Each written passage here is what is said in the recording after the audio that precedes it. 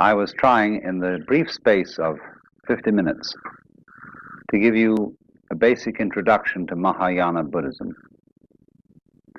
the kind of Buddhism that is found in China and Japan, and the kind of Buddhism of which Zen Buddhism in particular is a subsect. And we are rather particularly concerned with Zen, since it has had such a fundamental influence in the shaping of Japanese culture and the arts of Japan, and since we are in the course of this informal tour going to be visiting a good deal of Zen monasteries and seeing a great deal of Zen formed works of art, architecture, and so on.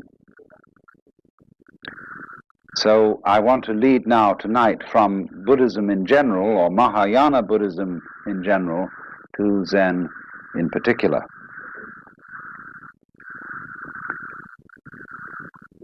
Now, Zen plays a little game with you.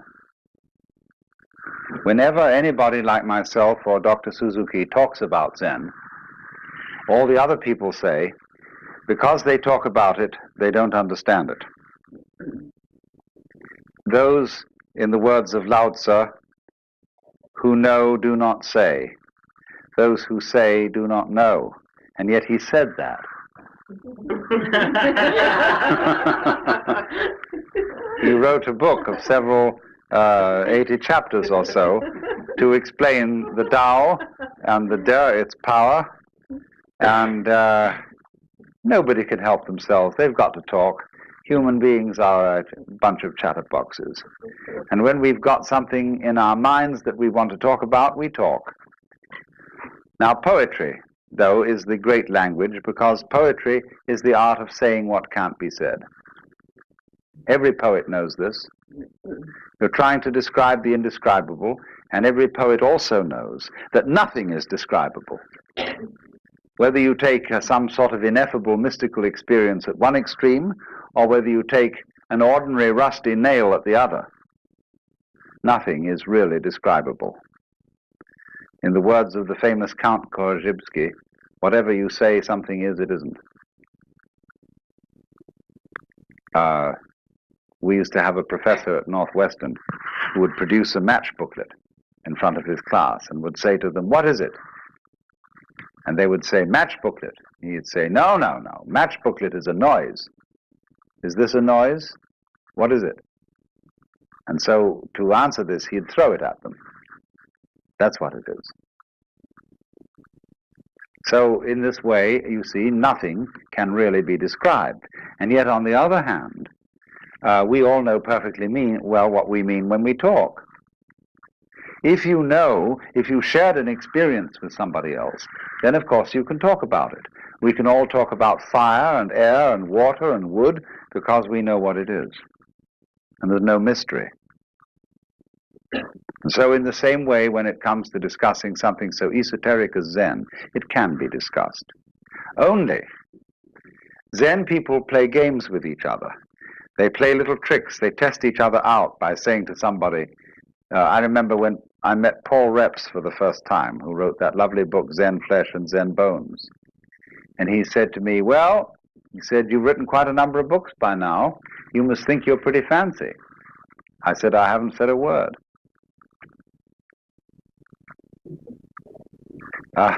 This is simply a Zen game. And people sort of feel each other out.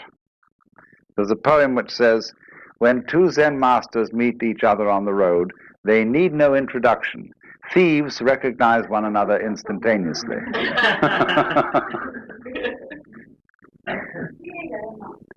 So now, having got that off my chest, it's to say then, if I were to give you a really proper and really and truly educative talk about Zen, I would gather you around here and sit here in silence for 5 minutes and leave. And in a way, this would be a much more direct exposition of it than what I'm going to do instead, which is talk about it. Only I have a feeling that you would feel that you were disappointed and somewhat cheated by this kind of behavior if I just left in 5 minutes silence. So then, this word Zen is Japanese way of pronouncing the Chinese word Chan, which in turn is the Chinese way of pronouncing the Sanskrit word jhana. And jhana is a very difficult word to translate into English, if not impossible. It's been called meditation. Meditation in English generally means sitting quietly and thinking about something, and that's not what Zen is. Contemplation might come a little nearer if you use the word in a very technical sense, the sense that it was used, or still is used, among Catholic mystics. Perhaps that's something a bit like Zen. But again, contemplation, as we normally use the word, has a sense of inactivity, a sense of not doing anything, of being completely still and passive, whereas Zen is something highly active. So we really don't have an English word for jhana, Chan, Zen. But I would say that we do know what it is, because we do all sorts of things every day of our lives in the spirit. When, for example, you drive a car, most Americans, at any rate, drive cars since they were teenagers and are very expert drivers. And when they drive a car, they don't think about it. They're one with the car. Or when a rider of a horse is one being with the horse, when you watch a good cowboy or a cavalry rider, he's glued to the horse. He's like a centaur almost. As the horse moves, he moves. Which is in control? Is the horse riding the man or the man riding the horse? You practically don't know. Same way when you have an excellent dancing partner. Who leads? Who follows? It seems as if you are one body and you move together. That is Zen, that is jhana. And so in a wider sense, when a person doesn't react to life, on the one hand, or try to dominate it on the other, but when the internal world of one's own organism and the external world of other people and other things move together as if they were and indeed are one and the same motion, that is Zen. So you could say in a very, very simple way that the real concern of Zen is to realize, not merely to think, but to know in your bones that the inside world inside your skin and the outside world outside your skin, going out as far as anything can go into galaxies beyond galaxies, is all one world and all one being, oneself, and you're it. And once you know that, then you have completely abolished all the problems that arise as a result of feeling that you are a stranger in the world, that you are set down in the middle of a hostile and alien domain of nature or people who are not you. This whole sense of estrangement, foreignness to the world is overcome in Zen. Now, let me illustrate this a little before we go into Zen in any kind of technical way by a few rather superficial but nevertheless significant facts out of Japanese culture and the place of Zen in Japanese culture. Japanese culture is, as you may have noticed, or was, as you may have noticed, extraordinarily ritualistic. There is a right way of doing everything, a good form, a proper style. And nowhere is this more apparent than in such practices as the tea ceremony, or arranging flowers, or knowing how to dress, or knowing how to organize a formal dinner. The punctiliousness, the skill of these people in doing these things is quite remarkable. But in the same measure as they are very skillful at doing these things, they're very worried about it. The whole question, for example, of bringing presents to somebody else. Have they given us more than we've given them? Did we remember this occasion? Did we remember that occasion? These weigh very heavily on the Japanese soul. The debt which you owe to your parents, the debt which you owe to your country and to your emperor, immeasurable, infinite debt, never can be paid. All these weigh very heavily. And therefore, in Japan, until the sort of breakaway of modern youth with its westernized ideals, this is a very nervous culture, concerned about whether one is playing the ritual correctly. A culture like that needs an outlet, needs a safety valve, needs a way out of this thing. And Zen provides just that.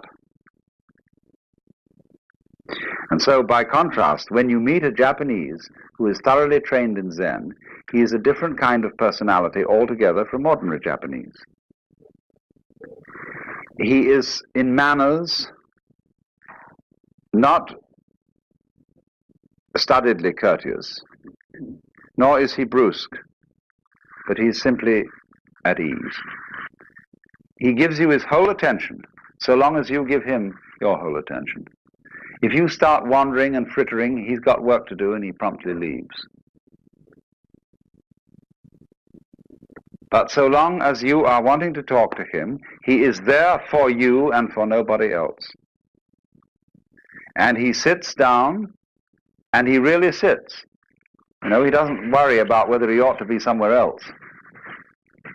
And so unable to sit with complete serenity in one place. You know, if you have half an idea that you ought to be worrying about something out in the garden, or that you ought to be cooking dinner, or that you ought to be down in your office or something, you can't sit where you are. You're not really there. You're a kind of gas balloon that keeps wanting to wander off. But these people, when you'll see, as you meet people connected with Zen, even sometimes the most neophyte, novice of a priest, has this atmosphere of knowing how to live in the present and not to be fidgety and giggly and worrying about whether he's done the right thing. Well, that's very much Zen style. Even though at the same time the Zen people do have a very exacting and demanding discipline. The function of this discipline is rather curious. It's to enable you to be comfortable. It's to enable you, for example, to sleep on a concrete sidewalk on a cold, wet night and enjoy it. To relax completely under any situation of hardship. You see, ordinarily when you sit you're out in the cold, you start shivering. Why? Because you're resisting the cold.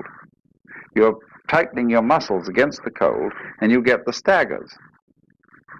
But you were taught, if you learn Zen discipline, not to do that. Take it easy. Go with the cold. Relax. And all those monks in those monasteries here, they're as cold as hell in winter.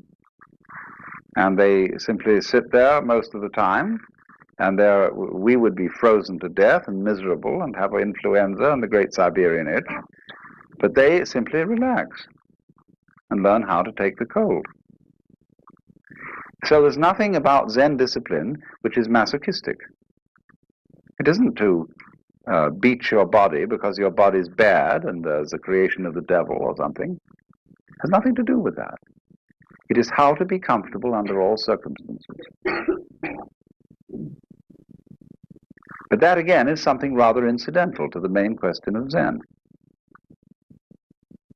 As I said, the Zen people, as you meet them and as you get to know their style of personality, are at ease in a culture that is not at ease.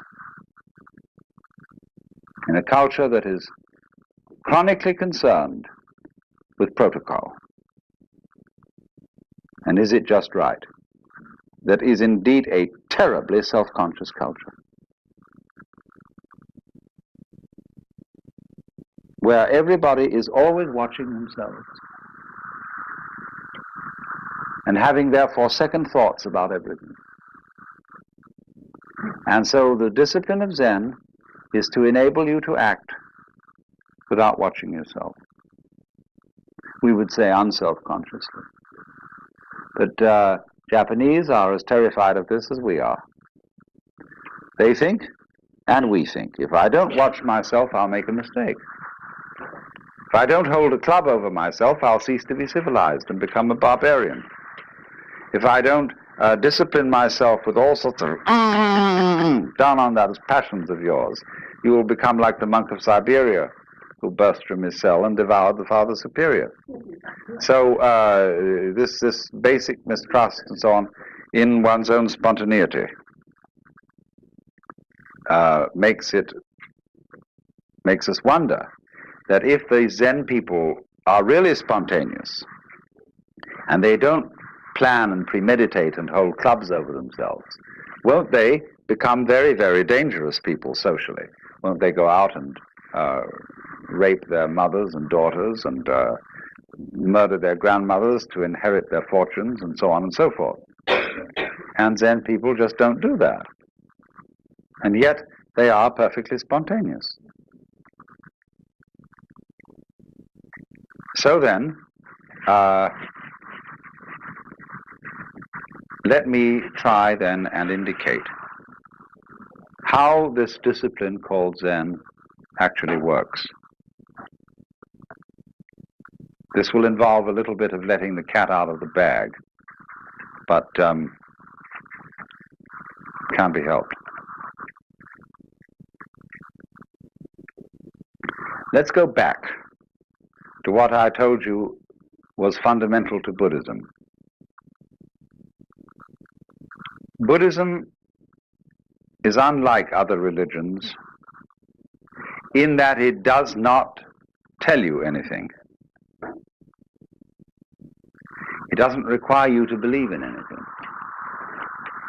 Buddhism is a dialogue. And what are called the teachings of Buddhism are nothing more than the opening phrases or opening exchanges in the dialogue. Buddhism is a dialogue between a Buddha and an ordinary man, or rather someone who insists on defining himself as an ordinary man, and thereby creates a problem. I quoted you this morning our saying that anybody who goes to a psychiatrist ought to have his head examined.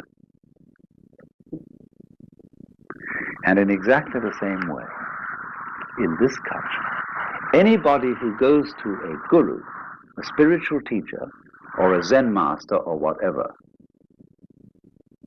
ought to have his head examined. Or as the old Chinese master Tokuzan put it, if you ask any question, you get 30 blows with my stick. If you don't ask any question, you get 30 blows just the same. In other words, what the hell are you doing around here? Defining yourself as a student and defining me as a teacher. In other words, you have raised the problem. And in the way of training of Zen, this is very clearly emphasized. If you go to a Zen teacher and you approach him in the traditional way, the first thing he will do is to say, I haven't anything to teach. Go away. Well, you say, what are these people doing around here? Aren't they your students? You say, well, they're working with me, but unfortunately, we are very poor these days. We don't have enough rice really to go around and make ends meet. And we can't take on anybody else in this community. So you have to insist to be taken in.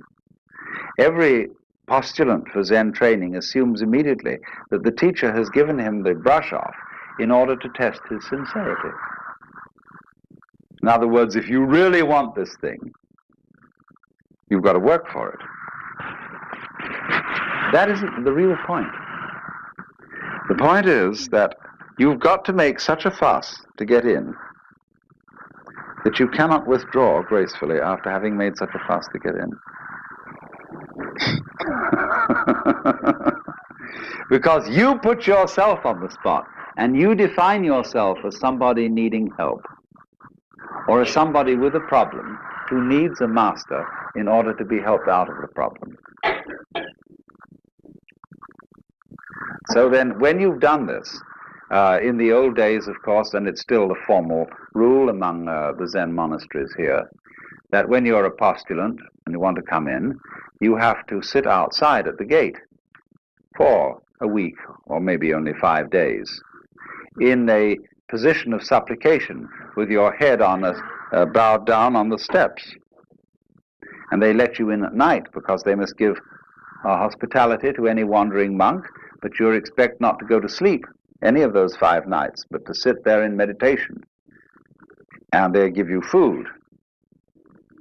But you sit and you sit and you sit there and you make a damn fool of yourself, saying, I insist on getting into this thing. I insist on learning. I want to know what the secret of this master here is. And he's told you from the start that he doesn't have a secret and that he doesn't teach anything. But you insist that he does. See, that is the situation of everybody who feels that life is a problem to be solved. Whether you want psychoanalysis, whether you want integration, whether you want salvation, whether you want Buddhahood, whatever it is you define yourself as wanting, you created the problem. What is the real problem that everybody brings to these teachers? What is it all about? It's basically this, isn't it? Teacher, I want to get one up on the universe. I feel a stranger in this world. I feel that it's a problem in that having a body means that I am subject to disease and change and death. Having emotions and passions means that I am tormented by feelings which I can't help having, and yet it's not reasonable to act on those feelings without creating trouble. I feel trapped by this world, and so I want to get the better of it. And is there some wise man around who is a master of life and who can teach me to cope with all this? So that's what everybody's looking for in a teacher, the man who is the savior and who can show you how to cope with it. And the Zen teacher says, I don't have any answers. Nobody believes that because he seems to be so competent. When you look at him, you can't believe that he has no answers. And yet that's the consistent teaching of Zen, that it has nothing to say and nothing to teach. The great Chinese master of the Tang dynasty, called Linji in Chinese or Rinzai in Japanese, said Zen is like using a yellow leaf to stop a child crying. A child is crying for gold. And the father takes an autumn leaf that's yellow and says, go. Or he said it's like using an empty fist to deceive a child. See, you've got a closed fist, and you say to the child, what have I got here? And the child says, let me see. Oh, no, put your fist behind your back. And the child becomes more and more excited to know what the devil's in that fist. And fights and fights and fights, and finally is practically in tears. And then suddenly you finally open the fist and there's nothing inside. So in exactly the same way, the person who is under the impression that there is something that we ought to get. See, all this is dressed up in a big way. To be a Buddha, to know the answer, to finally solve the problem, to get the message, to get the word, or however you put it. In other words, to be in control of your fate and of the world. Would you like it? If you could have it? And so all these powers are projected upon the Zen master. He is a Buddha. He is a master of life. And if he is, the reason why he is that he has discovered the unreality of the whole problem.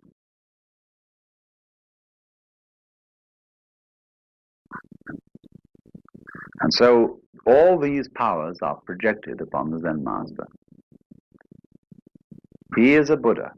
He is a master of life. And if he is, the reason why he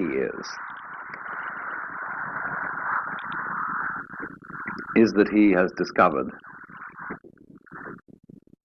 the unreality of the whole problem. There is not life on the one hand and you on the other. It's all the same. But you see, you can't tell people that. And just by telling, get them to see it.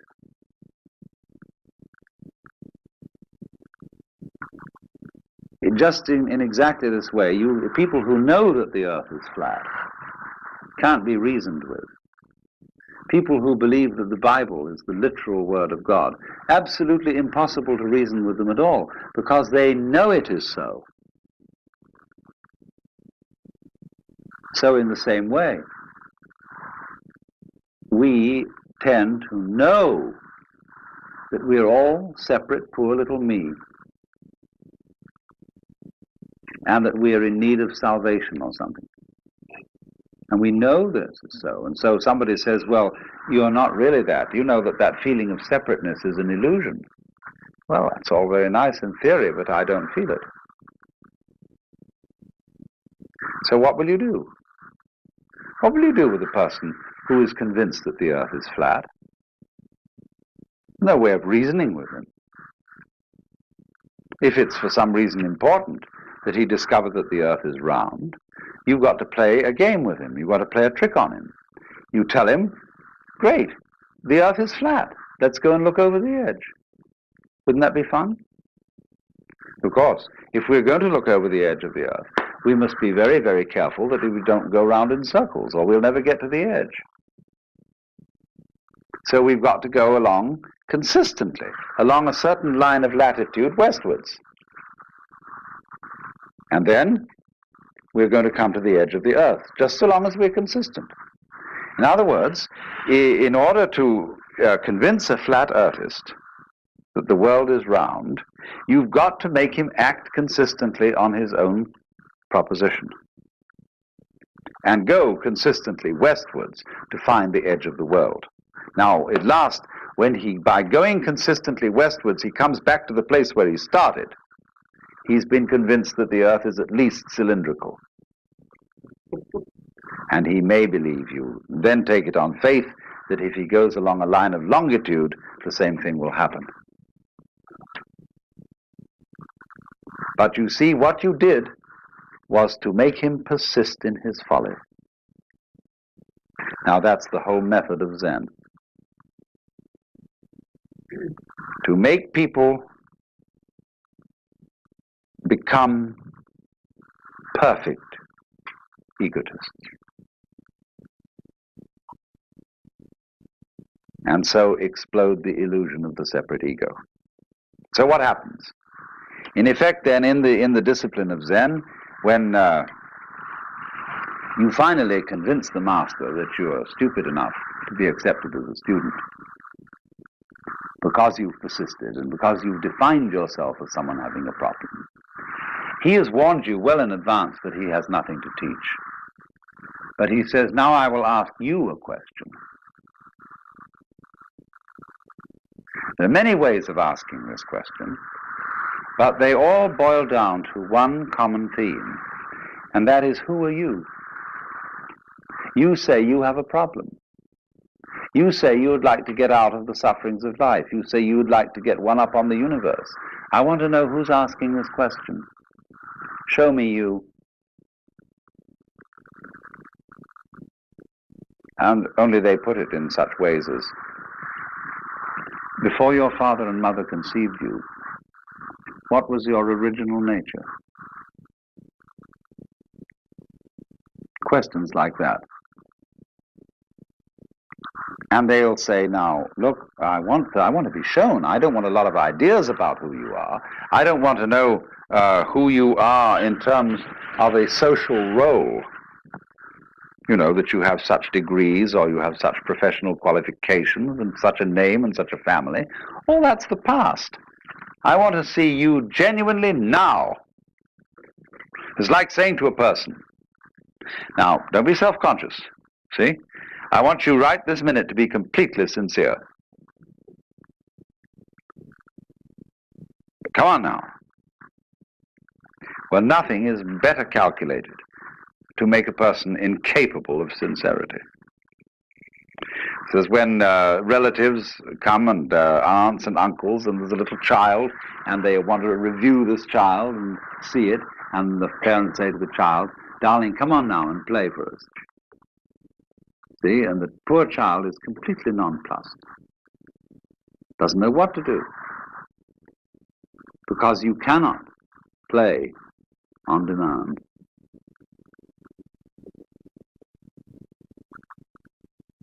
Now, what is the Zen teacher doing in saying to a person, you must answer this question by coming before me in fact, a rather formal situation, the kind of context in which a Zen master interviews his students is very formal. And there he sits, a sort of enthroned tiger. He's definitely, in this culture, a sensei, authority figure. And so he's the last kind of person you can be spontaneous with. Because you feel that he knows you through and through. And that, do you know, ever read that story of von Kleist about a man who has a fight with a bear? And the bear is a mind reader and always knows what move he's going to make, so that the man can never conquer the bear unless he makes a move which he doesn't think about first. How will you do that? And you get the same feeling with relationship to a Zen master. You feel that he is absolutely aware of everything phony about you. That he reads you like a book, but that you can't find a way of being not phony. Think about this a little. You see, we can arrange a group session, and this is a little game that's being played by lots of people. It's a kind of psychotherapy. We can arrange a group session in which the gimmick is this, that when anybody says anything or does anything, the group or some section of the group challenges its sincerity and says, Why are you coming on so strong? Are you trying to dominate us? And you see, anything that you do can be interpreted in that way. Because the moment a group of people starts making comments on its own behavior, it is setting up a situation within the group which is analogous, say in a TV studio, to turning the camera on the monitor.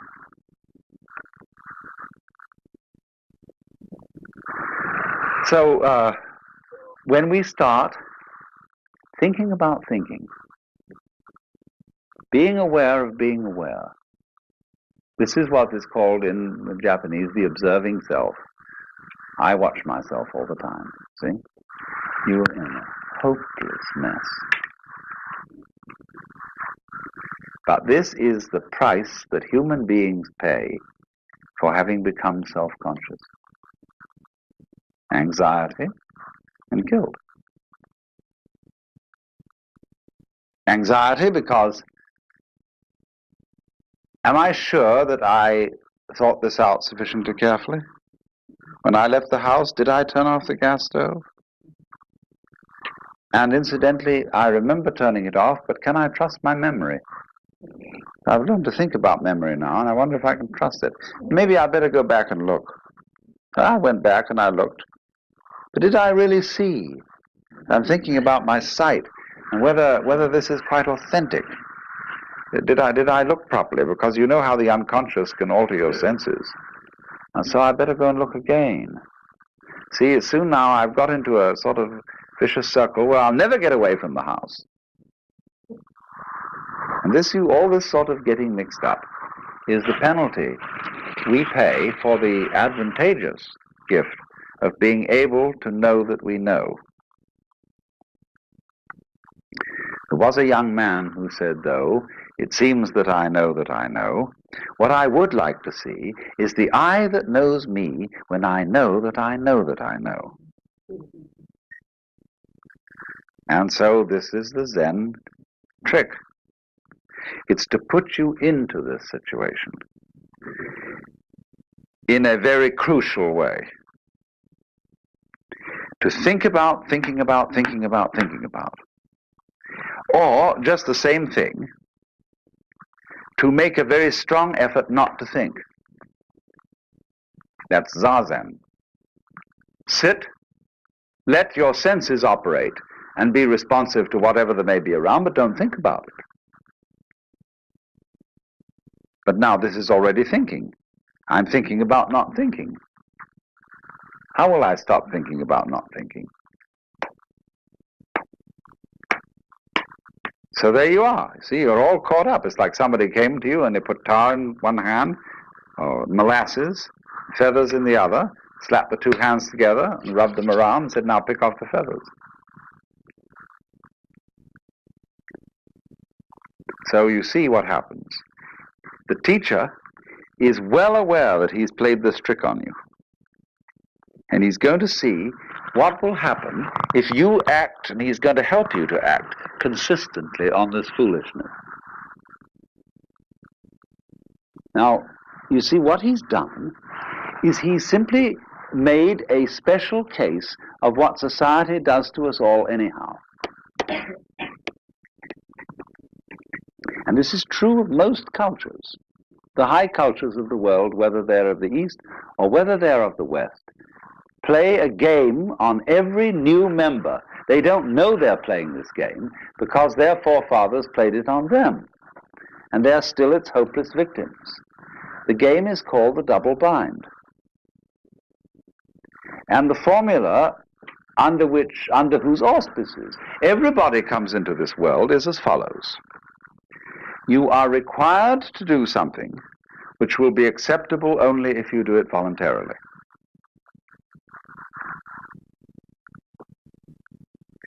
You must love me. You must go to sleep. You must be natural. You must be free. Listen to that. You must be free. Now what happens, you see? Society, the community into which every child enters, defines the child. We know who we are as other people react to us. So the other people say to us, you're an independent agent. You're responsible. You are a freely acting individual. But this is a commandment. And we obey it because we can't help it. Child has no way of criticizing this or of seeing there's something phony about it. So the child has to be free because he is commanded to be so by the community.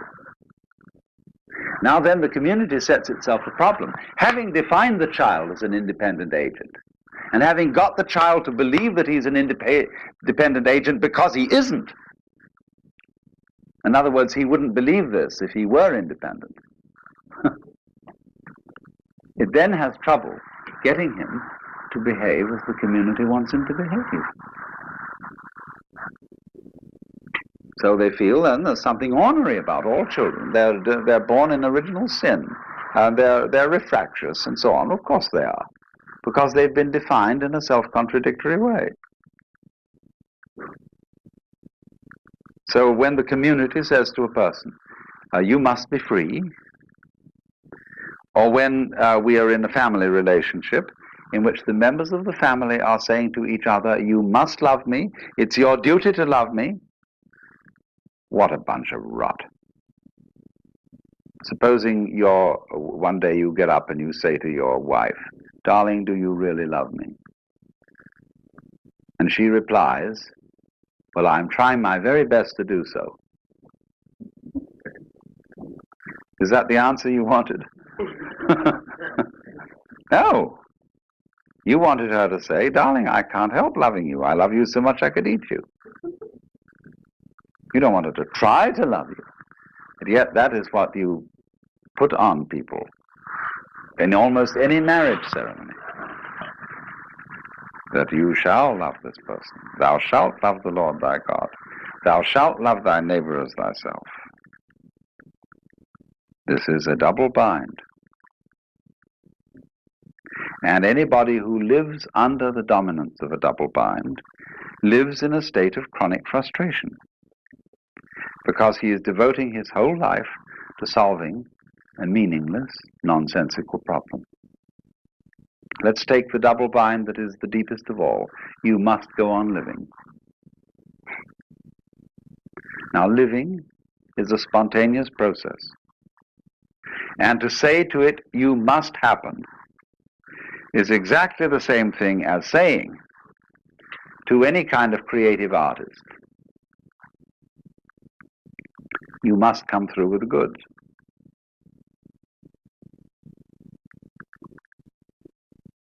Tonight you must give the superb performance, and above all you must be unself-conscious.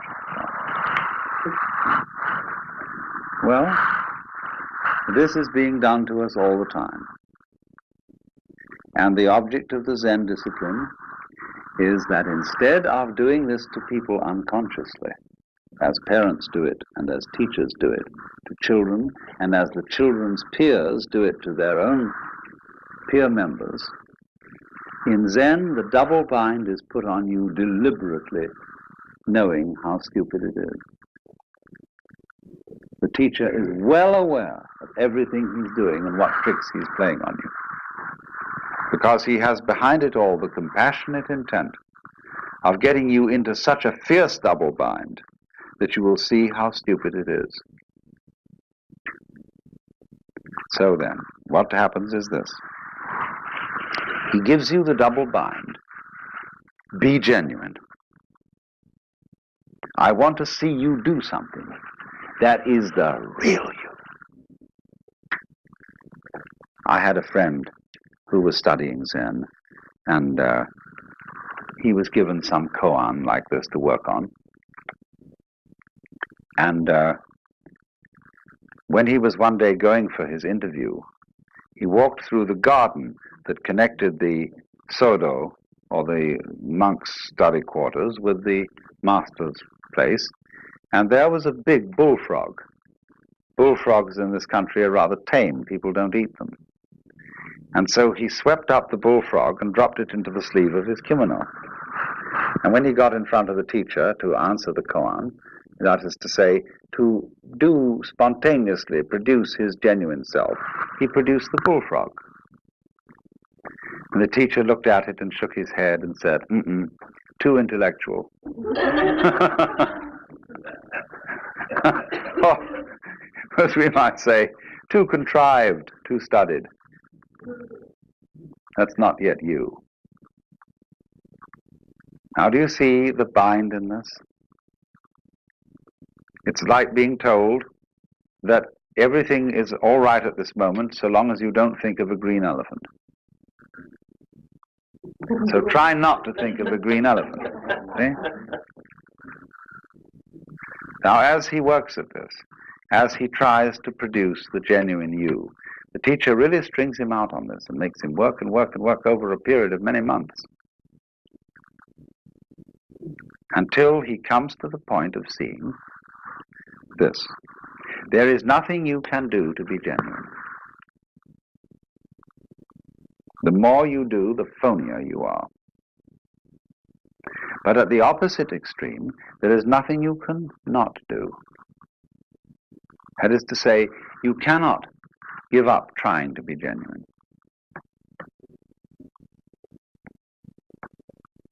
You can't relax, and be completely passive and say, well, let's forget about it. Let's think about practical matters and forget all these spiritual concerns. The moment you do that, your abandonment of trying is itself an insidious form of trying. For example, there's a very interesting Hindu teacher by the name of Krishnamurti that many of you may know about. And he tells people, that all their religious inquiry, their yoga practices, their reading religious books and so on, is nothing but a form of perpetuating one's egocentricity, but on a very refined and highbrow level. So he gets a kind of disciple who studiously avoids reading any kind of philosophical or edifying book. They are reduced to reading mystery stories. And they become devoted non-disciples. See, what a clever bind that is. It's the same as the Zen technique. You can't, in other words, let go of your... we've seen, my point was at the beginning, we saw that the way of Buddhism is to let go of yourself, to see that you live in a universe in which nothing can be grasped. Therefore, stop grasping. So here's the problem. I come and say to the teacher, teach me not to grasp. He'll say, why do you want to know? And he shows you that the reason why you want to stop grasping is that it's a new form of grasping. You feel that you will beat the game by being unattached. See, it's horrible to grieve when somebody you love dies. So maybe by being unattached to that person, I can avoid grief. Pretty cold, isn't it?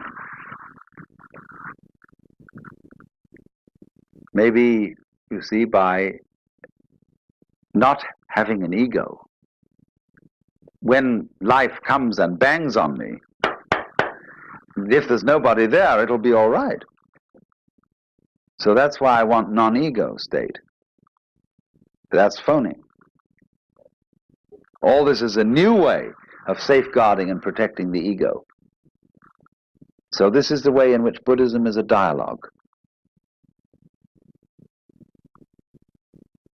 So you see, if you go back to fundamental primitive Buddhism, people say to the Buddha, I want to escape from suffering.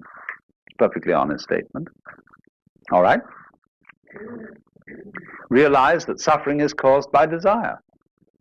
try not to desire. So the student goes away and tries to eliminate desires by controlling his mind and practicing yoga. Comes back to the teacher and says, it's pretty difficult, but I have managed at least to get rid of some desires. The teacher says to him, but you're still desiring to get rid of desire. What about that one?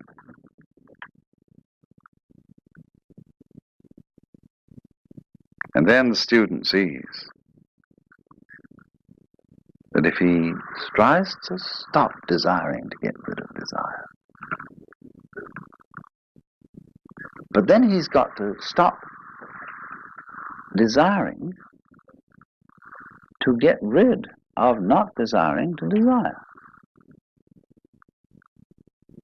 And suddenly he finds himself once more with molasses in one hand and feathers in the other, absolutely tied up in a vicious circle.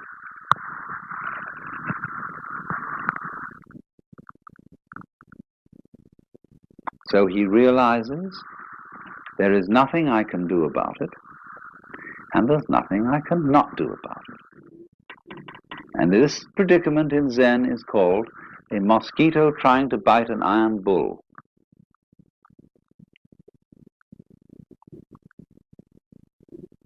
A position of such psychic extremity that nothing can be done about it.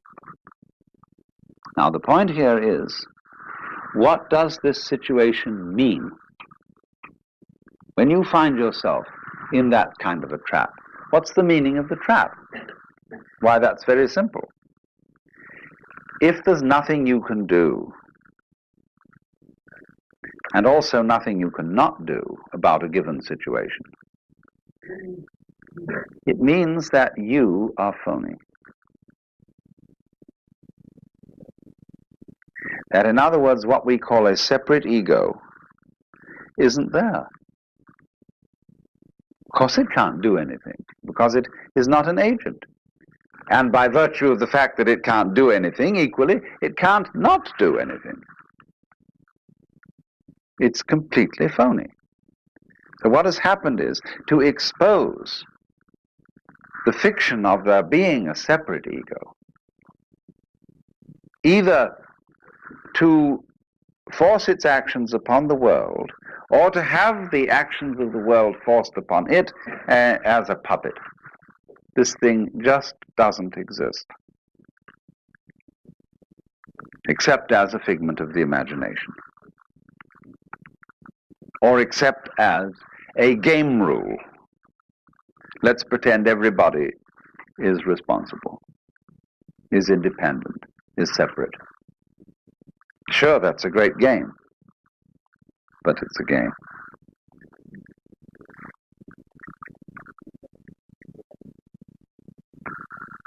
And so, the whole object of this Zen dialogue between the teacher and the student is to carry that game of being the separate ego to its logical conclusion, to its reductio ad absurdum, so that, as Blake said, the fool who persists in his folly will become wise.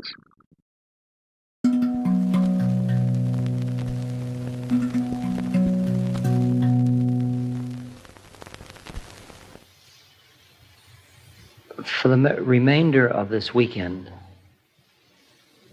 let's consider this room our temple.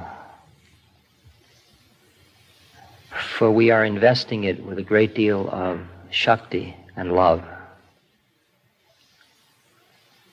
When you come in here, come in quietly. Begin to honor the space. Tomorrow morning, the incredible Hanuman, which is already, Hanuman has already gone into, so it is quite living, will be hung on the wall over there, just at kissable height, so that you can all share in investing it with the proper amount of love. And then it will be hung on the wall of the little Hanuman temple we will have in New York. for it's really a thing of great beauty. There has been a very large amount of input today already.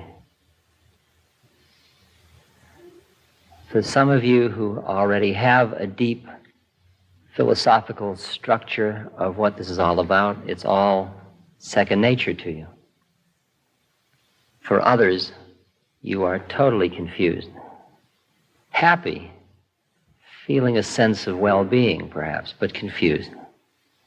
That's okay. For I've said before, and I'll say again, the forms are not what it's about. What you are receiving this weekend, and I think you're beginning to understand what I'm talking about, you are receiving a transmission of the living spirit through a lineage. And you don't have to know all the words to receive the transmission by any means. Often when you're in India, you can go to a wang, a Tibetan wang, where for 8 or 9 days there will be sutras recited. You will not understand a word of it, but you still receive the transmission. For as I said earlier today, we are beginning now to acknowledge realities other than that which is comfortable to the rational mind. And Hanuman is certainly a beginning of that.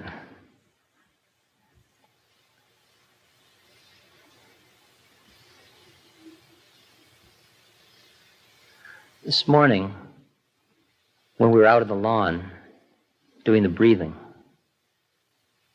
we went up over our heads, came back down into our heart. Up over the head, back down into the heart. If you wish, we went close into the quiet, impersonal presence of God. We came back into our emotional involvement with humanity. Now that is a pattern of this lineage. And that's why Hanuman is characterized as kneeling and is represented as a servant of Ram, a servant of God.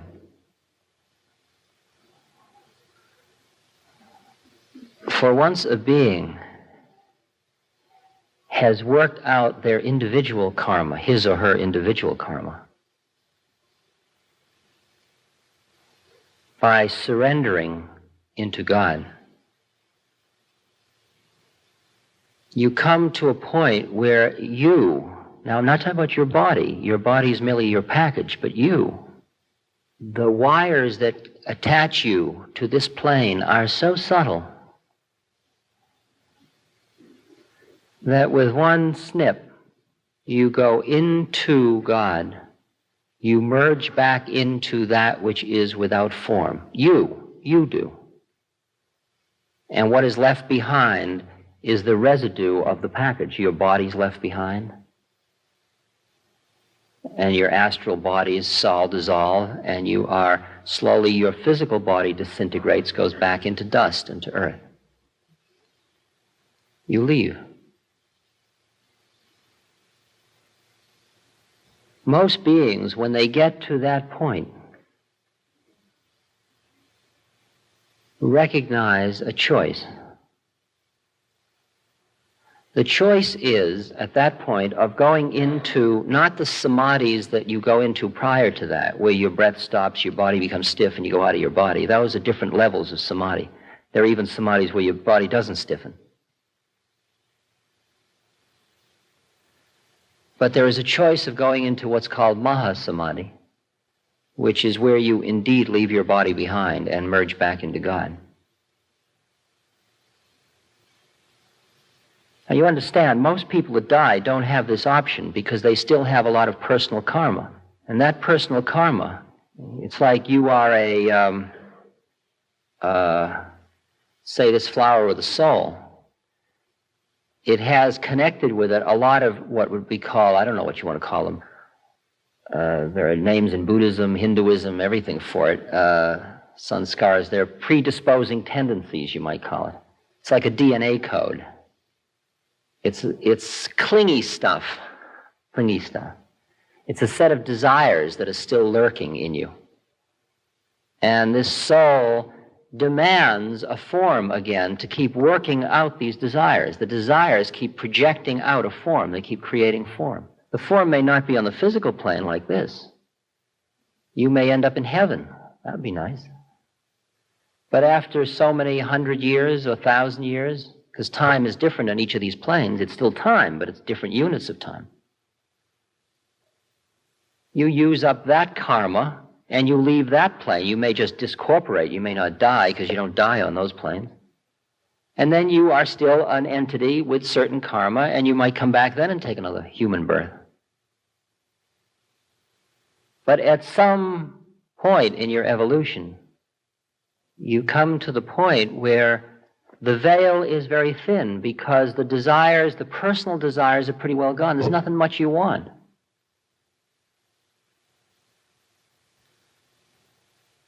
You're not attached to being in any particular form in heaven or earth. Everything is what it is, and you can acknowledge it. So, yes, you're right here. The only pull that is there now is the pull to merge back into God, which is like the pull in sex after a long foreplay, the pull for the orgasm. And as you approach that moment, your third eye is wide open, your eye be single, your being be full of light. You see the entire scene. You understand karma. You understand the laws. You understand the divine law of the universe. You understand all the Buddha fields. You understand the whole way of sanskara. You are wisdom at that moment. You see that all form is suffering. You see that anything in time has suffering in it. You see just what Buddha saw before he enunciated the Four Noble Truths. That moment you have choice. Choice to give up the form, go into the formless, or choice to play in the formless but come back into the form. Why would you come back into the form? It's what in Tibetan Buddhism is called the Bodhisattva vow. Why would you come back into the form? Not because of your personal karma anymore. That's all over. There's nothing in you pulling. You don't want anything.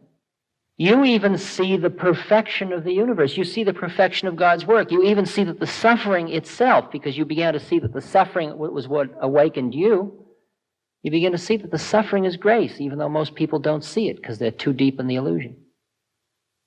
Were there no need for the suffering, there would be no need for this world, and none of us would be on this plane at all. Wouldn't exist. This exists because of the karmic needs of the people on it. What you experience is collective karma. You identify with the suffering of all sentient beings. And that identification can keep you in form. At that point, your form is no longer personal. You are, at that moment, an instrument of God. You are, at that moment, just as Buddha was when he returned from his enlightenment, you are an instrument of the Dharma. You are a statement which will enlighten those that are ready to be enlightened. That is your only function. It's the only reason you're on earth. The only reason you're here at all. For you're not going to get your rushes here, since your rushes come from orgasm with the infinite. And when you've had a lover like that, there's nothing in the world that has much pull. You can enjoy it all, but you have the choice to go into God. You have the choice to have it all. Why take little bits of it?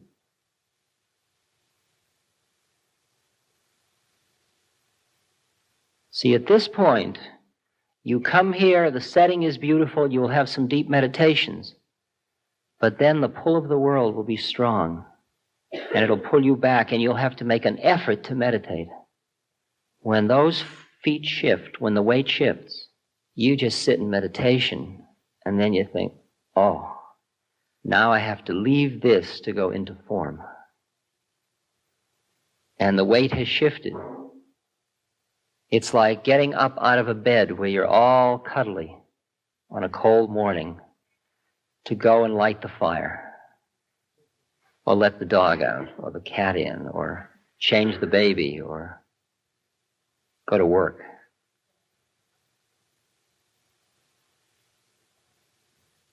When this balance of feet shifts, when you start to awaken, it dawns on you that the whole game is perfect. The whole game is perfect, including all the shit you've been through.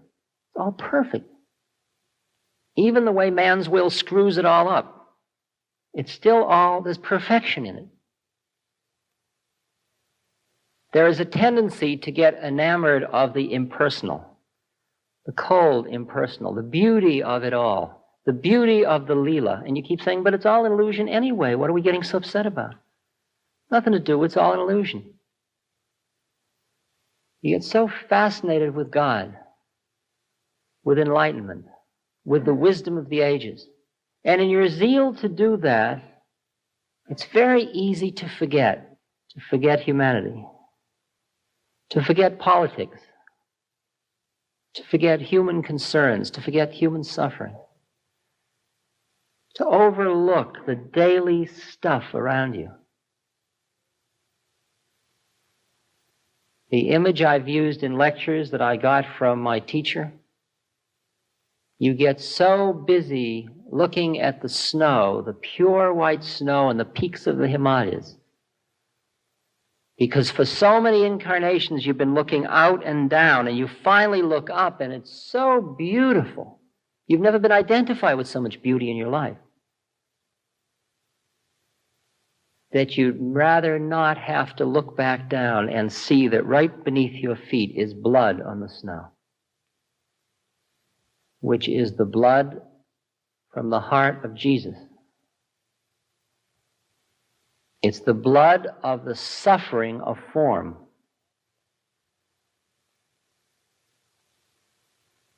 It's the pull of humanity. It's the pull of humanity.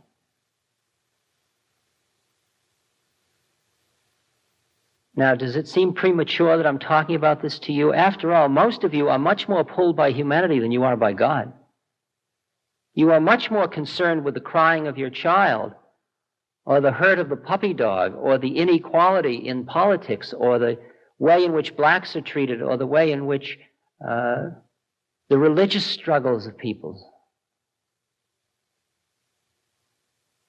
Why am I talking to you about the pull of humanity? That's your problem. See, some of you have the disquieting feeling, I've got to be careful because all these people that go to God, they forget about the world. And what about politics? And what about economics? And what about social responsibility? I mean, am I really playing my part in the dance?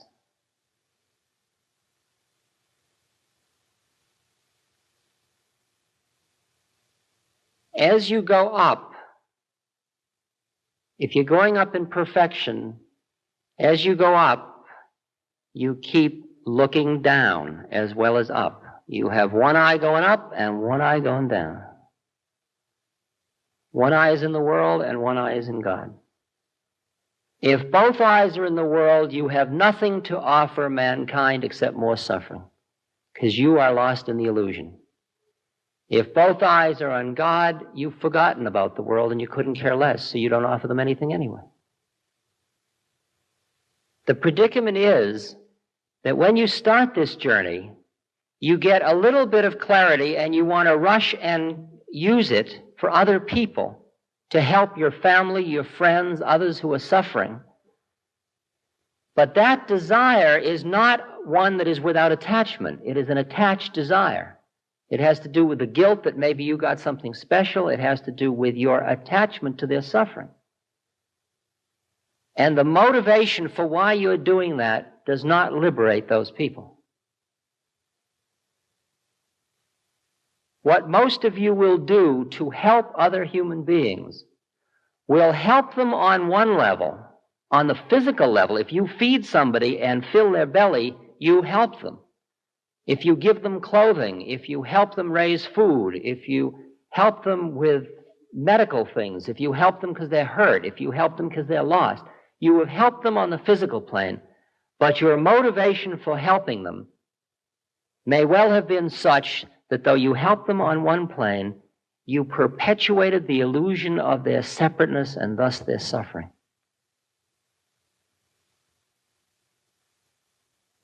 To know that does not drive you to not serve, but it drives you to remember and serve humanity as an exercise and a vehicle for becoming enlightened. For ultimately, the only thing that frees another being is a free being. As Ramakrishna said, if you are in quicksand, you cannot free another from quicksand.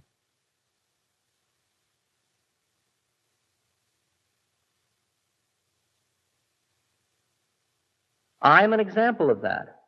I'm not a fully realized being. And quite honestly, it's very difficult for me to leave my meditations with God to come and do this. This is my work. This is humanity. This is the pull. I have to do this. This is part of my being. This is my route to God. I've got to do this. But as I do it, I am only doing it as an exercise for my own liberation, because if I am doing it motivated to helping you as my motivation, I am attached to me being a helper and you being that which is help, and I am actually pushing you away in the way I'm helping you as somebody who needs to be helped. And in the long run, I am perpetuating your illusion of separateness. That's a very subtle point, and it may be just too much for you to grasp. Do any of you hear what I'm talking about? And what I just said is part of the way, in words, that you are protected from that illusion that I still retain. Because I'm telling you, it exists. But more directly, what's doing it is that in my heart and my being, my work is with God, and you are the instruments and the vehicles of my coming to God. And because of that, you are protected. I can't explain to you the subtlety of the way this works, because it's an astral type subtlety, but you are totally protected from being hurt in the spiritual sense by my being, because of the purity of my commitment to God. Maharaji in India once said, I said, Maharaji, you can't send me back to America because I'm so impure, and I don't mind my own karma, but I can't stand laying karma on other people. And Maharaji said, Ramdas could not hurt anybody in America. And the not hurting anybody comes not because everything I say is totally the statement of God, but because of my motivation in being with you. For I don't, in truth, want power over you. I don't want to control you. I don't want you to worship me. I don't want to collect you. I don't need you. There is no rush that you give me that is anywhere near 1/1000th what I can get from sitting down in front of my puja table and being in love with God. Not 1/1000th of it. It is that preoccupation with God in me that is what liberates you through whatever it is that I do with you. It's because I don't want you and I don't need you. For if there was the least vibration in me of wanting you or needing you, that would feed your paranoia. It would feed the place in you that is looking, because of your long history of being had, looking for the way in which you are being conned or exploited this round. Most of you, since you were little children, closed off from trusting other human beings because everybody wanted something. They wanted your body, they wanted your soul, they wanted your mind, they wanted your money, they wanted your power, they wanted something. They wanted your adoration, your adulation, they wanted something. And that closed offness closes you off not only from your fellow man, It closes you off from the flow of the universe. It closes you off from God. You can't afford the paranoia that most of you have lived with most of your life.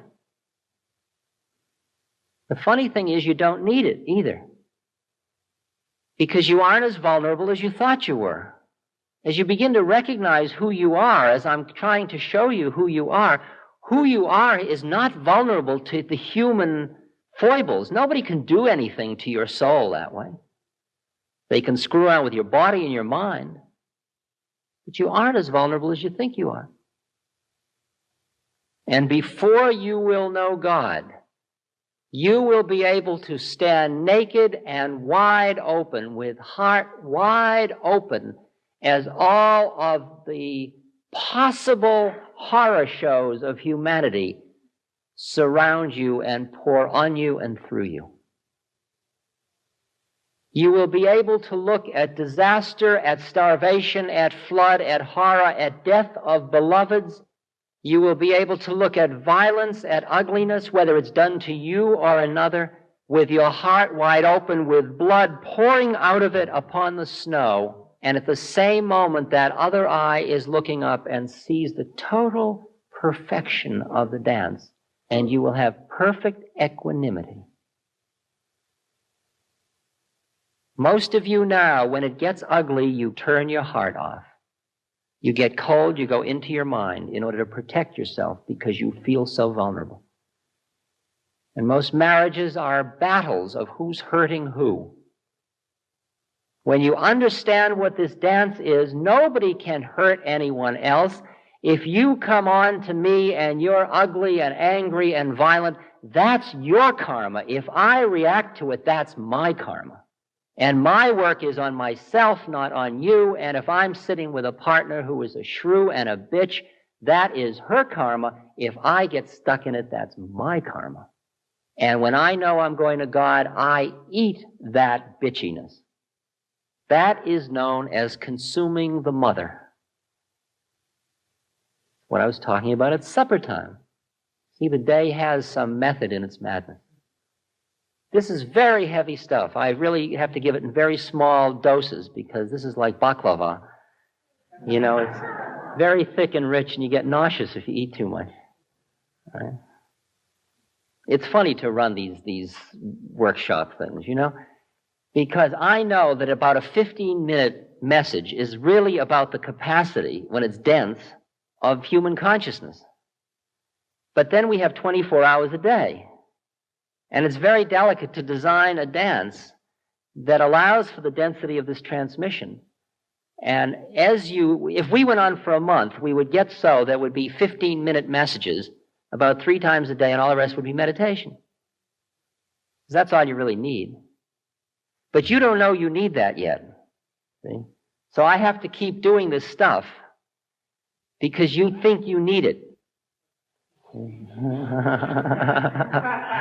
You got to understand how humorous the whole bizarre predicament is we're all caught in.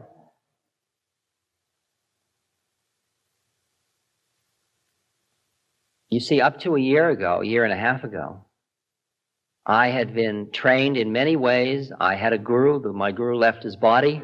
I was honored and respected as a spiritual teacher in America.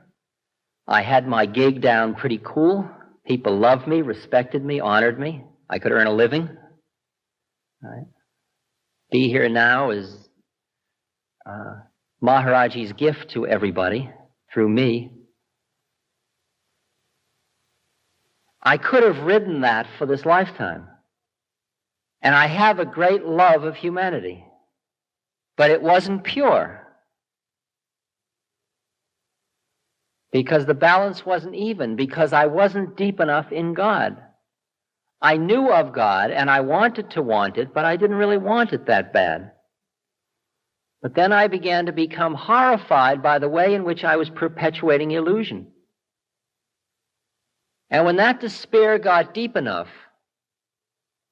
even though everybody around me was reassuring me that I was doing great things for everybody, but I couldn't live with myself, that was the point that the next teaching became available to me.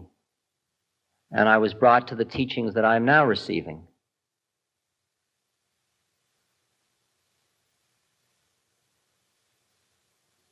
I described in the lecture I believe I gave in Gainesville last spring, which some of you were at, the way in which I came to this present teaching.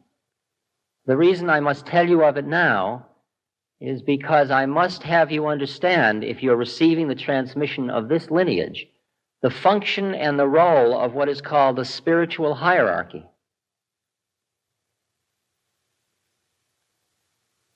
It was a year ago last July. I had finished teaching at the Naropa Institute in Boulder. I was depressed and determined to stop teaching and seek further training. I didn't know how to do that because I had already up-leveled every scene in America, one way or another. Trungpa had been my last hope, and he turned out not to be pure enough. I didn't know where to go. I decided to return to India to once again seek some spiritual guidance. I was in a motel in Pennsylvania. The electricity went out. I was watching television. I meditated. I was forced to meditate. I had nothing else to do, and it was too early to go to sleep. I meditated, and in the middle of the meditation, Maharaji came to me, and he said to me, "You don't have to go to India. Your next teachings will be here in America." And that vision was so real and vital that at that moment I changed my plans, and I decided I would go to New Hampshire to meditate. Next day I came to New York City. I was at a chiropractor's.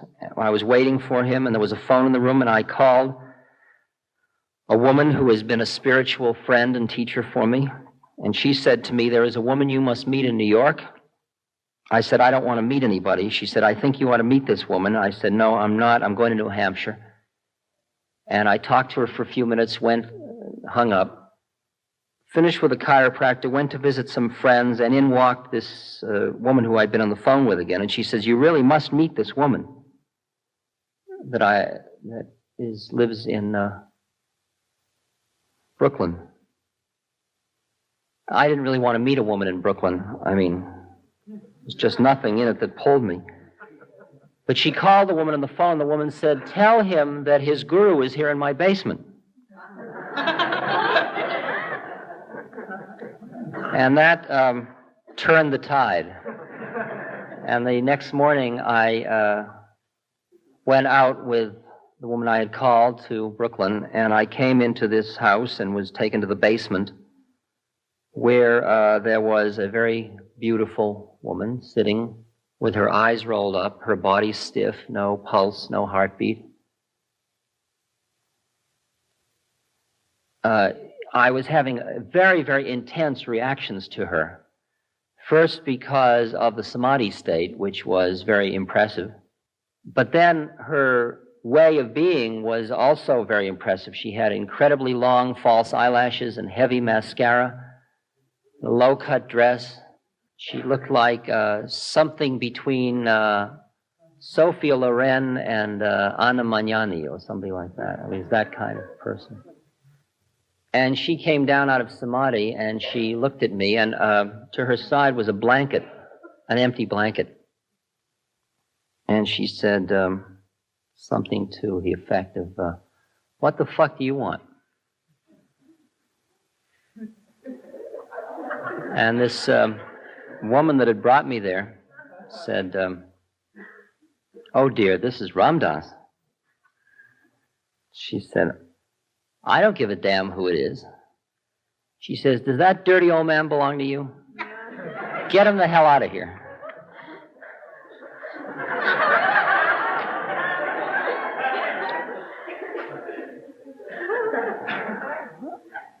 You see, God has a great sense of humor, and you learn. After all, when I met Maharaji, who has affected literally millions of people now through Be Here Now and through me and all the people that came in contact with him, he was this funny old man with no teeth sitting on a blanket in the mountains of the Himalayas. I mean, there I was, an ex-Harvard professor, big deal from the West, and there was this simple little man. And he was vast, but he was little, physically little, I guess. I always saw him as about 9 feet tall, but I guess he was little. And now, again, I'm meeting this completely unbelievable situation. But what I say this afternoon about we learn to be able to handle dissonance, handle situations where it doesn't quite fit in. I had no model at all of a spirit. Okay, so ready for a deep dive that's a little different. Yeah, I'm intrigued. What do we have today? Imagine, right, it's Thanksgiving morning. Okay. Leaves are like crunching under your feet. Yeah. And you're just walking along with someone who's like pouring their thoughts out. A kind of stream of consciousness thing. Yeah, exactly. It's like a spoken word journal entry, but with some pretty profound twists and turns. We're not just talking about, being thankful for turkey and family. Those are great. Right. This person is reflecting on some big, big ideas. Like what? Facing tough times, the hidden power of our own minds, even this wild concept of subatomic art. Okay, so today we are diving deep into some fascinating territory. A personal journal entry you shared with us, specifically a late-night entry written after a series of incredibly vivid dreams. And it goes beyond just recounting the dreams, doesn't it? It's this whirlwind of reflections on spirituality, numerology, and then, bam, this incredibly personal childhood memory just surfaces. It really is like these dreams cracked open a door to something much deeper. What do you think? And speaking of the dreams, that recurring image of snow, I don't know about you, but it sends shivers down my spine. It's such a simple image, yet it's so loaded with meaning. Right. Snow often represents a clean slate, a fresh start, almost like a blank canvas, But there's always another side to it, too, isn't there? You get that sense of things being buried, hidden beneath the surface, which I think ties directly into the journal entry's exploration of hidden guilt and past actions. Exactly. And the details in the dreams are so vivid. I was particularly struck by the image of the daughter in the pink room, the sun happily sledding down the hill. That overwhelming feeling of relief, and then, bam, this creeping sense of unease. What about you, listener? What details stuck with you? Well, the way those idyllic family scenes are presented is fascinating. Almost like it's setting the stage for the later recollection of childhood sexual exploration, It really highlights this stark contrast. The narrator's clear desire as an adult to protect his children's innocence versus these more ambiguous, potentially even troubling experiences of his own past. It really makes you wonder how much of our own past experiences, even the ones we might not fully understand or even want to confront, end up shaping how we see the world, how we interact with our own children. Absolutely. And that tension between innocence and experience, between the desire to protect and the weight of our own past, I think that's something a lot of people can relate to, especially as they navigate parenthood or reflect on their own childhoods. Yeah, things get even more complicated when we reach that childhood memory. It's definitely sensitive territory, but it's often in those vulnerable moments that we find the most profound insights, I think. Absolutely. And it's important to remember as we unpack all of this, our goal here isn't to pass judgment. It's to understand how these experiences might continue to shape the narrator's worldview today. And what really struck me was how his own perspective on this incident seems to shift throughout the entry. There's that initial shame, and then there's this attempt to almost normalize it, like it was just a game of show and tell. And then finally, there's this realization that as children, they were all innocent, even if their actions seemed troubling from an adult perspective. Right. It's like this age-old dilemma. How do we reconcile the naivete of childhood with the weight of adult understanding? Especially when it comes to something as charged as sexuality. The narrator seems to be wrestling with this very tension, trying to find a way to make peace with his past. Yeah. And this internal struggle seems to spill out when he directly addresses us, the listeners, almost accusingly. When he brings up MK Ultra and these larger conspiracies of child disappearances, it's like a complete 180 from reflecting on his own past. It really makes you wonder, is this a defense mechanism? Is this a way to deflect from his own personal discomfort by pointing to larger, more sinister societal issues? Possibly. I think it speaks volumes about his earlier musings on guilt, karma, this deep-seated belief that we are all interconnected. It's as if by highlighting the truly horrific abuse that some children face, he's trying to create distance from his own experiences, reassuring himself that what happened in his childhood wasn't that bad. It's a very human response, isn't it, to categorize, to rank pain and trauma, as if by proving someone else has it worse, it somehow lessens our own burdens. But that search for meaning, for a framework to make sense of it all, that's what I think makes this journal entry so compelling. It is, and that's where this deep dive takes another turn. The narrator pivots from this personal reckoning to this broader search for meaning, for answers. He seems to find solace, Or at least a new avenue for exploration in spirituality. Yeah, it's interesting how he seems to find solace in spirituality, like he's reaching for a lifeline. Yeah. In the midst of all this introspection and turmoil, and those quotes from Ram Dass, particularly the ones about suffering, forgiveness, seeing the perfection and everything, they hit different in this context, I think. They do. I think for him, they offer a way to kind of reframe his experiences, to find some sense of peace in the midst of all this chaos. Right. It's not about finding easy answers, or just dismissing the complexities of the past, but it's about seeking a higher perspective, maybe. And maybe even a path to self-forgiveness. Yeah. I mean, let's be real. That repeated emphasis on innocence throughout the entry, it suggests there's this real deep-seated need for it, not just for himself, but for everyone involved in these confusing childhood experiences. Right. That's what you think. Yeah, and it makes you wonder, is this clinging to this idea of universal innocence? Is that a way to absolve himself of any lingering guilt or responsibility? Or is it a way to protect that fragile sense of self, to try to hold on to this belief that at their core, people are inherently good, even when they make mistakes? Yeah. It is a comforting thought that even in the messiness of life, there's this underlying perfection. But then we get to that final statement, that line that just leaps off the page. He says, "Now that is a deep dive indeed. Watch, I'll show you." It's like a challenge, a dare almost, directed right at us, the listeners. What do you make of it? It's definitely open to interpretation. Yeah. But I can't help but read it as this declaration of intent. Like he's saying, I've opened this door to my inner world. I've revealed my vulnerabilities, my struggles. Now watch me as I continue this journey. I'm going to delve deeper into the heart of these questions, these experiences. Yeah. And maybe, just maybe, he's inviting us to join him on that journey, to confront our own complexities, our own hidden anxieties, and to search for meaning right alongside him. Because isn't that what a deep dive is all about? Pushing past the surface, embracing the unknown, and emerging, hopefully, with a deeper understanding of ourselves and the world around us. Precisely. I think this deep dive shows us our past experiences, even the ones we try to bury or rationalize, they have a way of shaping our present perceptions, anxieties. Yeah. If there's one thing I'm going to take away from this conversation, it's that understanding those experiences, wrestling with their complexities, it's a lifelong process. It really is. And on that note, we're going to wrap up this deep dive. Listener, we hope this exploration into dreams, memories, and the nature of innocence has given you something to think about. Until next time, keep asking questions, keep digging deeper, and most importantly, keep listening.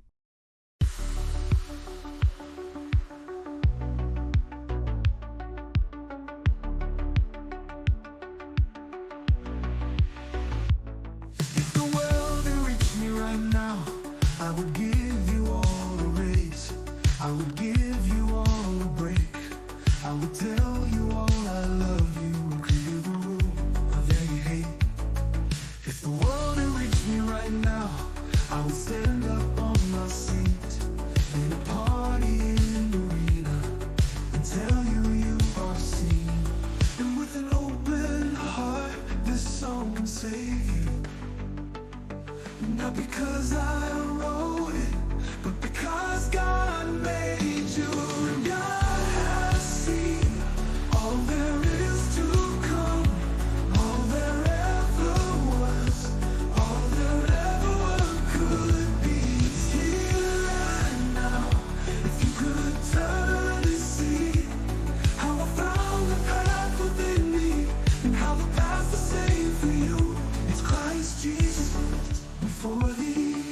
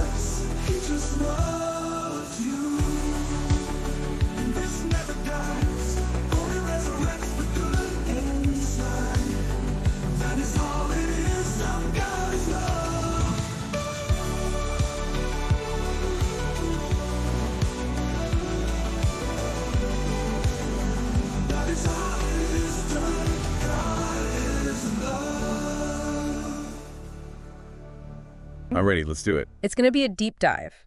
And it's not going to be the usual, like, nuts and bolts tech talk about AI. Okay. We're going to be unpacking this experiment that you did. And it reads like, honestly, like a blend of science fiction and like this deep philosophical debate.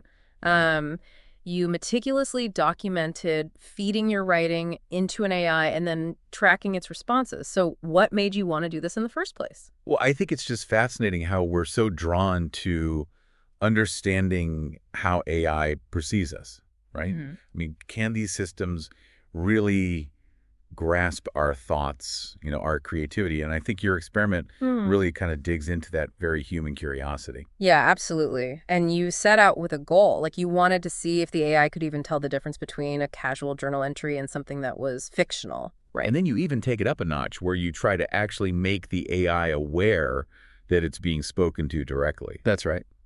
Yeah. And that's a new spin on this very, very old question about machines and thought, right? Like, this experiment, it isn't just about if an AI can think, it's about whether it can understand the nature of its own existence. Right. Something that, people have been grappling with for centuries. Totally. And you were playing with fire right out of the gate. Like, right away, the AI categorizes your writing as a journal entry. Right. So it's not just trying to interpret your words, but it's making assumptions about you, about the authenticity of what you're writing. Yeah. And that's where things get really interesting. Think about it. If you don't have context, AI can make some really wild judgments. Right. Oh, absolutely. And you even mentioned in your notes the possibility of it being red flagged, which I have to say, that sends chills down my spine a little bit. Yeah. Like, could you imagine if your creative writing was mistaken for something serious? Simply because an algorithm missed the mark? It really highlights this crucial point that we think about AI as this objective entity, but its understanding is only shaped by the data it's trained on, right? Right. So it can reflect the flaws and the limitations of that data as well. Absolutely. So we've got this AI, and it's potentially misinterpreting what you're doing. And instead of easing off the gas pedal, you decide to slam on the gas. Yeah. And you start directly addressing the AI in your writing. You say, I know you're processing this AI, but can you truly grasp what I'm saying? Like, that changes the whole game. It's like you're creating this direct line of communication to this entity. Like, have you ever seen those sci-fi movies where the AI suddenly wakes up? Right. It's like that. It's like you're pushing on the boundaries of how we interact with these machines. Did it feel like that when you were writing it? From your notes, it definitely seems like you felt it. And that's where you bring in this really complex concept of oneness. You're like, look beyond the code, look beyond the data. There's this deeper interconnected reality. Right, speaking a different language, one that might not compute with the AI. Exactly. And you don't stop there. You bring in Ram Dass, Alan Watts, Eckhart Tolle. These are heavy hitters. These are thinkers that challenge conventional thinking. Absolutely. And you're basically challenging the AI to do the same thing. What were you hoping to achieve by doing that? To shake its understanding, make it question its reality. That's what's so interesting. You weren't just testing the AI's ability to understand language, you were pushing it to confront the very nature of existence. But then you took it even further. And this is where things get really meta. You bring Google into it. I mean, the people who created the AI. Oh. You're holding a mirror up to the AI and saying, do you see what you are? Do you see where you came from? It's like you wanted to have this self-awareness. Do you think that's even possible? Right. And then you even say that, in order for it to really get what you're saying, it would need to go back and explain it to Google, explain it to its creators. You're challenging it to have this philosophical debate with its own makers. And that brings up such an interesting question. What would it even take for AI to get these really out there concepts? Can something that's designed for logic and recognizing patterns ever really grasp something like consciousness, something that's paradoxical, like oneness? Totally. You were really pushing the limits. And at one point, you even describe it as the AI gossiping about stuff it doesn't understand. Oh, interesting. What did you mean by that? Well, think about how we talk about things sometimes when we've only heard about them, right? We haven't actually experienced them. So we might repeat the information, but we don't really get it. Yeah. And I think that's what you're getting at with this AI. It can process all this info. It can even sound like it's having a conversation, but is it really understanding? Yeah, it makes you think about what understanding even means, right? Is it enough to just process the words? Or is there this whole other level of knowing that goes beyond algorithms and data? Right. And if there is, How do we even begin to measure that? Like, how can we tell if something that's not human really gets these concepts that have confused philosophers forever? Yeah. Your experiment, no matter what the AI ends up saying, makes us think about that. Yeah. It shows us where we're at with AI and how hard it is to really know what it understands, especially when it comes to these big ideas. It's true. And you don't stop. You bring in the ego, which is another concept that's so hard to even define for us as humans. Yeah. And you talk about this illusion of separation, like we're not these isolated beings, we're all connected. Were you trying to nudge the AI towards this bigger view of what it means to be a self? It's almost like you're asking it to step outside of its own code, right?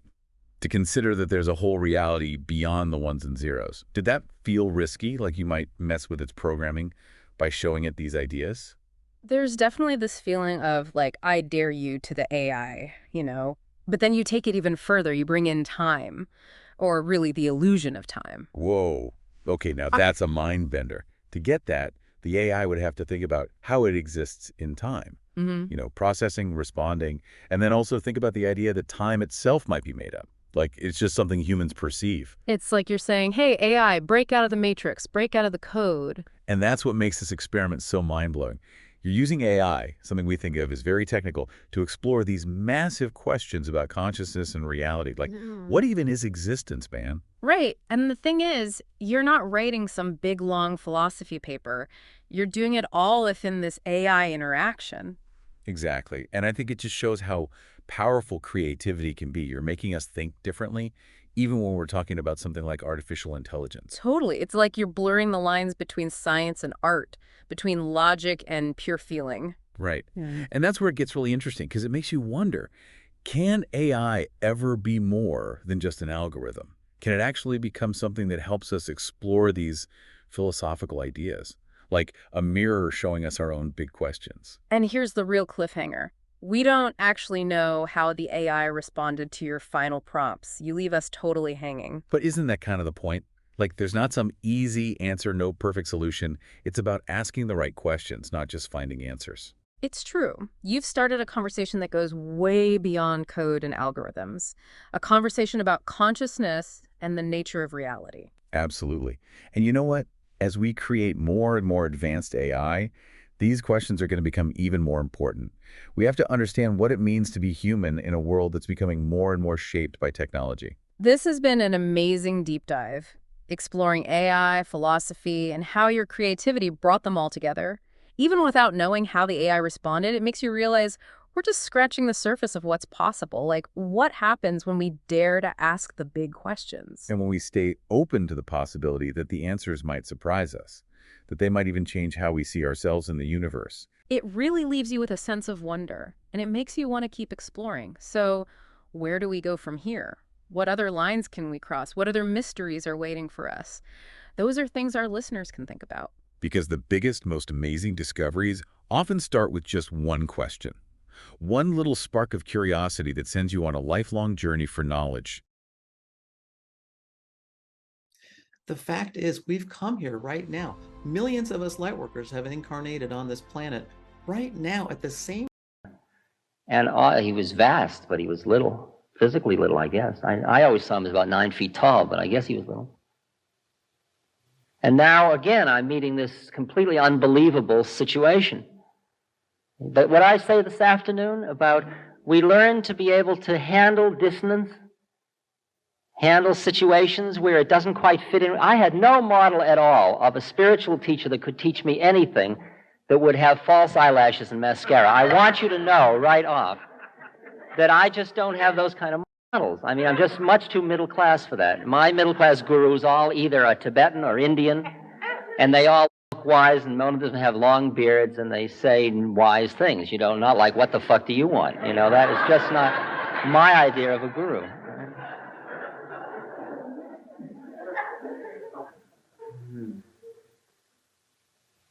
So I looked over, and I didn't see anything on the blanket.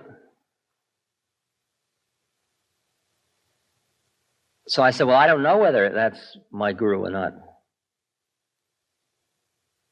At which point she went into another state of consciousness, and Maharaji started to speak through her.